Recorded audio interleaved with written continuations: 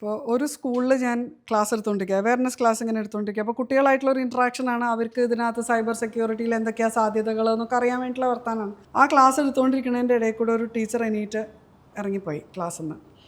അത് കഴിഞ്ഞു ഞാൻ ക്ലാസ് നിർത്തി പുറത്തിറങ്ങുകയാണ്. അപ്പോൾ അന്നത്തെ ദിവസം മുഴുവൻ ആ സ്കൂളിൽ എനിക്ക് പല ക്ലാസ്സുകൾക്ക് ക്ലാസ് ഉണ്ട്. എൻ്റെ ഫോണിലേക്ക് വിളിക്കുകയാണ്. അപ്പോൾ ഫോണിൽ എടുത്തു കഴിഞ്ഞപ്പോൾ ഈ ടീച്ചറാണ്. ടീച്ചർ വിളിച്ചിട്ട്, ഞാനിപ്പോൾ മാഡത്തിൻ്റെ ക്ലാസ്സിൽ നിന്ന് ഇറങ്ങിപ്പോയ ടീച്ചറാണ്, എനിക്ക് അത്യാവശ്യം കൊണ്ട് ഞാൻ ഇറങ്ങിപ്പോയതാണ്. ഇറങ്ങിപ്പോയി പുറത്തിറങ്ങിയ വഴിക്ക് എനിക്കൊരു ഫോൺ വന്നു. ഞങ്ങളുടെ പഴയ ഇവിടുന്ന് റിസൈൻ ചെയ്ത് പോയ ഒരു ടീച്ചറാണ്. ആ ടീച്ചർക്ക് 25,000 രൂപ വേണം എന്ന് പറഞ്ഞിട്ട് വിളിച്ചിരുന്നു അത്യാവശ്യമായിട്ട്. ഞാൻ അയച്ചു കൊടുത്തു. അപ്പോൾ ഞാൻ ചോദിച്ചു, ഓക്കെ അതിനിപ്പോൾ എനിക്കെന്താ ചെയ്യാൻ പറ്റുക? അല്ല, വിളിച്ചത് ആ നമ്പർ എന്നല്ല ഒന്ന്.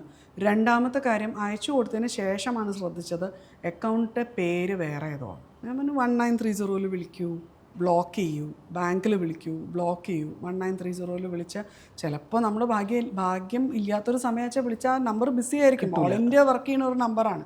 അപ്പോൾ 1930 വിളിച്ചുകൊണ്ടിരുന്നു. I think she got the connection only by evening 6:30 or something. അതേപോലെ cybercrime.gov.in പോർട്ടലിലേക്ക് രജിസ്റ്റർ ചെയ്യൂ, സ്വന്തം ബാങ്കിലേക്ക് അറിയിക്കൂ. ട്രാൻസ്ഫർ നടന്നിട്ടില്ല എന്നുണ്ടെങ്കിൽ അവരത് സസ്പെൻസ് അക്കൗണ്ടിൽ ബ്ലോക്ക് ചെയ്യും. എപ്പോൾ തന്നെ കിട്ടുമൊന്നുമില്ല പൈസ തിരിച്ച്, ബട്ട് അറ്റ്ലീസ്റ്റ് അവിടേക്ക് കിട്ടാണ്ടെങ്കിലും ഇരിക്കും എന്നൊക്കെ പറഞ്ഞു. പിറ്റേ ദിവസം എന്നെ വിളിച്ചിട്ട് പറഞ്ഞത് എന്താ വെച്ചാൽ, ബാങ്കിൽ വിളിച്ച് കിട്ടിയില്ല, അതൊന്നും എന്തോ പറ്റിയില്ല. ആ നമ്പറിൽ നിന്ന് വീണ്ടും ഒരു QR കോഡ് വന്നു. അപ്പോൾ എന്നിട്ട് ആ പൈസ എനിക്ക് തിരിച്ച് കിട്ടാനാന്ന് പറഞ്ഞപ്പോൾ ഞാൻ വീണ്ടും സ്കാൻ ചെയ്തു. അപ്പോൾ ബാങ്കിൽ അക്കൗണ്ടിലുള്ള ബാക്കി പൈസയും പോയി. അതിൻ്റെ ലിങ്ക് ക്ലിക്ക് ചെയ്തപ്പോൾ എൻ്റെ വാട്സാപ്പും പോയി. അവരുടെ വാട്സാപ്പ് ഇല്ല. ഇപ്പോൾ അവരുടെ പേരും പറഞ്ഞിട്ടാണ് അവരുടെ കോൺടാക്ട് ലിസ്റ്റിൽ എല്ലാവർക്കും ഇതുപോലെ പൈസ വേണം എന്ന് പറഞ്ഞിട്ട് അയക്കണം. സ്കാംസൊക്കെ കണ്ടുപിടിക്കും. പക്ഷേ ഇത് ഏത് കാലത്താണ് കണ്ടുപിടിച്ച് പൈസ നമ്മൾ ഇപ്പോൾ പൈസ കിട്ടൂല്ലോ? ഇല്ല. ഇഷ്യൂ എന്താ വെച്ചാൽ, എൻ്റെ അക്കൗണ്ടിൽ നിന്ന് ജിഷ്ണുവിൻ്റെ അക്കൗണ്ടിലേക്ക് പൈസ ഞാൻ ട്രാൻസ്ഫർ ചെയ്തു.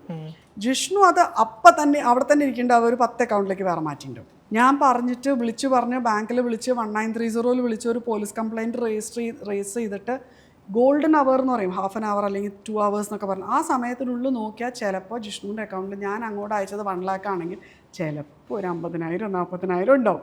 അത് ബ്ലോക്ക് ചെയ്ത് വെക്കും. ജിഷ്ണുവിന് പിന്നെ ആ 40,000 എടുക്കാൻ പറ്റില്ല. പക്ഷേ എൻ്റെ പോയ 1 lakh കിട്ടണ്ടേ? കിട്ടില്ല.